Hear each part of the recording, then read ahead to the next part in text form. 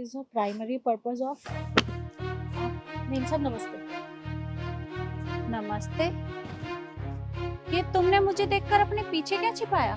नहीं नहीं मेम साहब, मैं भला क्या छुपाऊंगी आपसे। देखो, तुम्हें झूठ बोलने की जरूरत नहीं है। मैंने अच्छे से देखा कि मुझे देखते ही तुमने अपने पीछे कुछ छिपाया है। दिखाओ मुझे। नहीं नहीं मेम साहब, आप मेरा भरोसा तो कीजिए, भला मैं छुपाऊंगी भी क्या। तुम्हारा भरोसा करूं? अरे तुम हो एक मामूली सी सिक्योरिटी गार्ड और तुम्हारा काम है यहाँ गेट पर चौकीदारी करना। हम सब लोगों की सुरक्षा के लिए हो तुम, और तुम अपना काम ठीक से नहीं कर रही हो। या तो तुम मुझे दिखाओ कि तुमने अपने पीछे क्या छिपाया है, नहीं तो मुझे कुछ करना पड़ेगा। नहीं नहीं मेम साहब, आप मेरा यकीन कीजिए, मैं सच में मैंने कुछ नहीं छुपाया। इससे अच्छा तो मैं खुद ही देख लेती हूँ। नहीं मेम साहब प्लीज।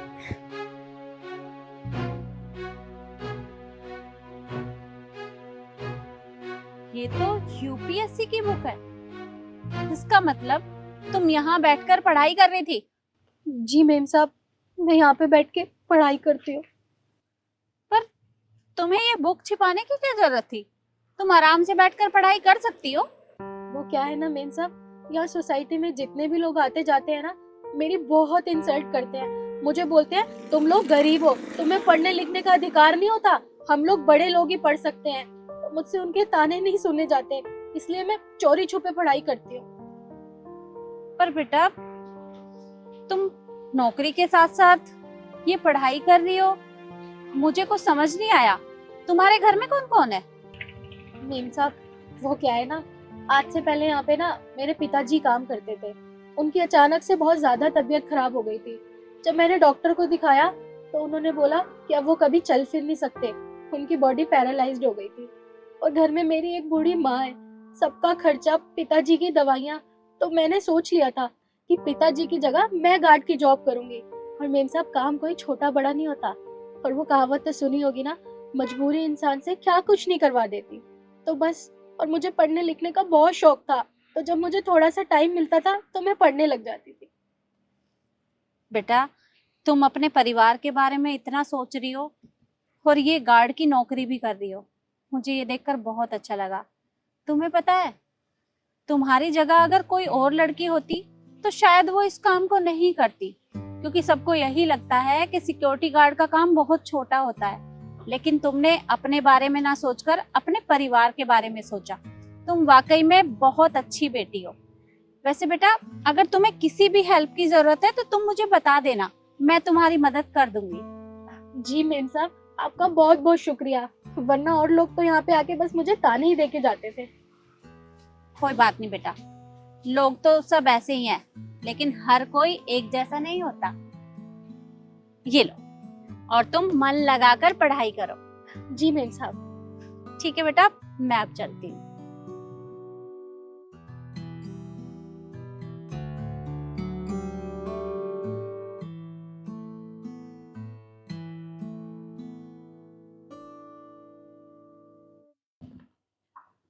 शिखा।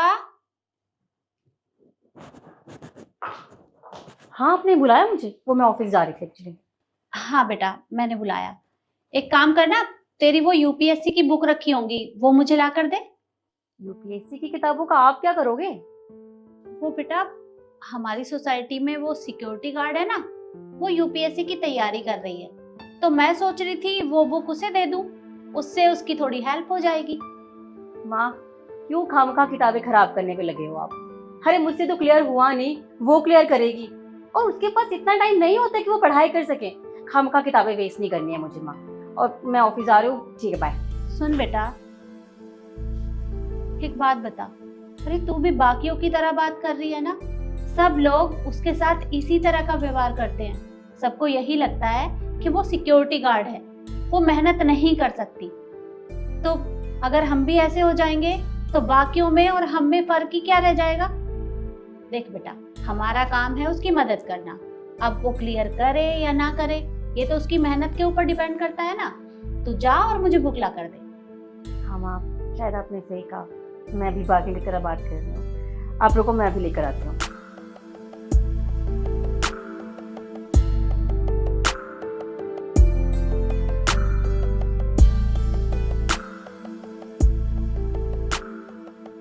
ये लो माँ, जितनी भी थी सारी ले ली। ठीक है, अभी मैं चलूँ? हाँ ठीक है।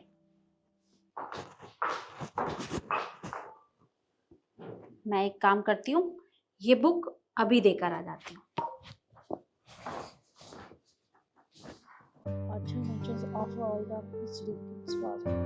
बेटा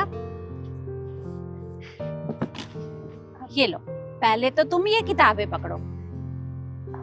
मेम साहब ये किताबें? ये किताबें यूपीएससी की हैं। तुम यूपीएससी की तैयारी कर रही हो ना, घर पर रखी थी, मेरे किसी काम की नहीं थी, तो मैंने सोचा कि मैं तुम्हें दे दूं, इनसे तुम्हारी हेल्प हो जाएगी।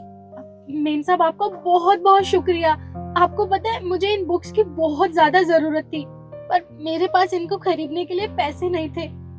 और देखो भगवान ने मेरी सुन ली और आपको भेज दिया मेरी मदद करने। ऐसी कोई बात नहीं है बेटा, अब तुम इस नौकरी के साथ साथ तुम इतनी मेहनत भी कर रही हो, तो मैंने सोचा कि मुझे अगर मौका मिल रहा है तुम्हारी मदद करने का तो कर देती हूँ। तुम मेरी बेटी की तरह हो और मैं चाहती हूँ कि तुम पढ़ लिख कर बहुत बड़ी अफसर बनो और अपने मम्मी पापा का नाम रोशन करो। जी मेम साहब, अब आप देखना मैं मन लगा के पढ़ाई करूंगी और एग्जाम्स भी क्लियर करके दिखाऊंगी। मुझे तो समझ नहीं आ रहा आपका शुक्रिया अदा कैसे करूं। तुम्हें शुक्रिया अदा करने की जरूरत नहीं है, बस तुम मन लगाकर अपनी पढ़ाई पर ध्यान दो। और हाँ, लोगों की बातों की परवाह मत करना। जी मेम साहब। अच्छा ठीक है बेटा, तुम पढ़ाई करो, मैं चलती हूँ। जी मेम साहब। पिताजी सही कहते थे कि इस दुनिया में बुरे लोग हैं ना तो अच्छे भी हैं, इन मेम साहब की तरह। भगवान इन्हें हमेशा खुश रखे।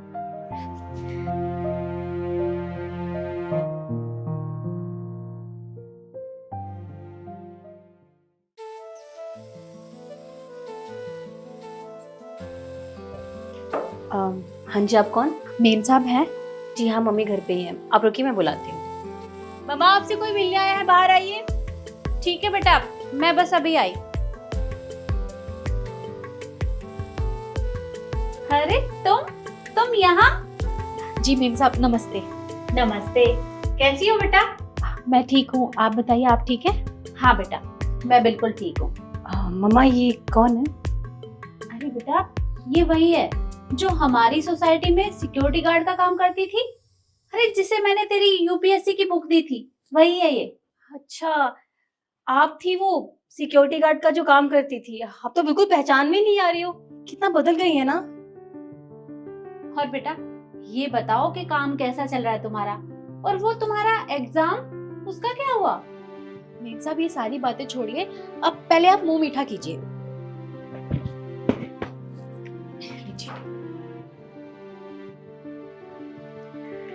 पर बेटा ये तो बताओ कि ये मिठाई किस खुशी में? वो क्या है ना मेम साहब, अब मैं वो गार्ड की जॉब नहीं करती, मेरी सरकारी नौकरी लग गई है और सिर्फ आपकी वजह से, इसलिए मैं आपके लिए मिठाई लाई थी। अरे वाह बेटा, ये तो बहुत अच्छी बात है, मुबारक हो। बहुत बहुत धन्यवाद। आपको पता है आज मैं जिस भी मुकाम पे हूँ ना, उसकी वजह सिर्फ आप ही हैं। किसी ने मेरी मदद नहीं की थी, मैं वहाँ पे चुपचाप चोरी से पढ़ती रहती थी, आज तक मुझसे किसी ने पूछा भी नहीं, और उनमें से सिर्फ एक आप ही थी जिन्होंने मेरी मदद की, जो मेरे लिए बुक्स लेकर आई। आपको पता है मेरे पास तो बुक्स खरीदने के भी पैसे नहीं थे, अगर आप ना होती ना तो शायद आज मैं वही गार्ड की जॉब कर रही होती। पर देखो ना, आज सब कुछ चेंज हो गया। अरे नहीं नहीं बेटा, ऐसी कोई बात नहीं है। अरे मैंने किया ही क्या है, ये तो सब तुम्हारी मेहनत का फल है जो आज तुम्हें मिला है। मेम साहब मेहनत भी तो मैं आप ही की वजह से कर पाई ना, अगर आप मुझे उस दिन बुक्स ना देके जाती तो शायद मैं आज यहाँ ना खड़ी होती। कोई बात नहीं बेटा, पर सारी बातें यहीं पर खत्म कर लोगी या फिर अंदर भी आओगी? सॉरी मेम साहब, आज मैं अंदर तो नहीं आ सकती, लेकिन मैं फिर कभी आऊंगी। वो क्या है ना, नई नई जॉब लगी है ना, तो बहुत सारे काम है। ठीक है बेटा, जैसी तुम्हारी मर्जी। पर हाँ, आज के बाद मुझे मेम साहब मत बोलना, बल्कि आंटी बोलना। जी आंटी जी, ये आप रखिए। थैंक यू बेटा, मैं चलती हूँ, नमस्ते। नमस्ते। देखा बेटा, मैंने तुझसे कहा था ना कि जो इंसान मेहनत करता है उसे उसका फल जरूर मिलता है। मेहनत करने वालों की कभी हार नहीं होती। हाँ माँ, आपने बिल्कुल सही कहा था। और अगर आप मेरी बात से सहमत हैं तो एक प्यारा सा कमेंट जरूर करिएगा। और हाँ, वीडियो शेयर करना मत भूलना। धन्यवाद।